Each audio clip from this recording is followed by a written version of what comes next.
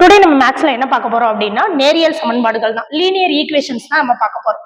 மாணவன் ஒருவன் ஒரு தேர்வில் 75% மதிப்பெண் பெற்றிருக்கான். சோ 75% சதவீதத்துல கொடுத்திருக்காங்க. அப்ப சதவீதம் அப்படிங்கும்போது நம்ம என்ன பண்ணுவோம், கீழே டிவைட்ல 100 போடுவோமா?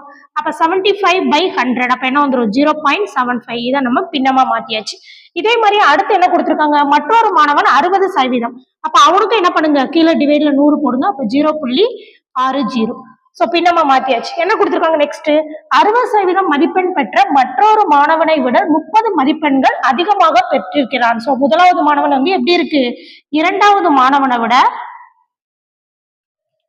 30 மதிப்பெண்கள் அதிகமாக பெற்றிருக்காங்க. ஆனா என்ன மதிப்பெண்கள் கொடுக்கல, அதனால நம்ம என்ன பண்றோம், அந்த மதிப்பெண்கள் கண்டுபிடிக்கிறதுக்காக அதை எக்ஸ்ன்னு எடுத்துக்கோ.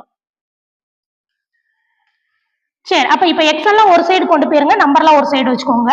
அப்ப என்ன வந்துடும் நம்மளுக்கு, 30 = 0.75x மைனஸ் 0.60x.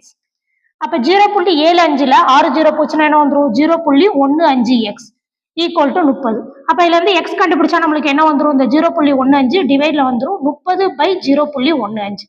சேம் இதை ஈஸியா நம்ம டிவைட் பண்ணிடலாம். ஆனா இங்க டிஜிட்ல இருக்குது, பாயிண்ட்ல இருக்கிறதுனால நம்ம என்ன பண்ணிக்கலாம், சேம் 2 டிஜிட் பாயிண்ட்க்கு அப்புறம் 2 டிஜிட் இருக்கிறதுனால மேலே கீழே என்ன பண்ணுங்க 100ஆல மல்டிபிள் பண்ணிக்கோங்க. அப்ப மேல என்ன வந்துடும் 3000 டிவைடட் பை நம்மளுக்கு 15. ஏன்னா இங்க என்ன ஆயிட்டு, இந்த பாயிண்ட்டும் நம்மளுக்கு ஜீரோவும் கேன்சல் ஆயிரும். அப்போ 1 15 15, 2 15 30, அடுத்து 2 0. அப்ப ஆன்சர் என்னது, தேர்வில் கிடைக்கப்பட்ட அதிகபட்ச மதிப்பெண்கள் 200. சோ இதற்கான ஆப்ஷன் வந்து என்னது, ஆப்ஷன் டி. சேம் இதே மாடல்ல உங்களுக்கு ஒரு கணக்கு கொடுத்துருக்கேன். சோ அதுக்கான ஆன்சரை கமெண்ட்ல சொல்லுங்க. தேங்க்யூ.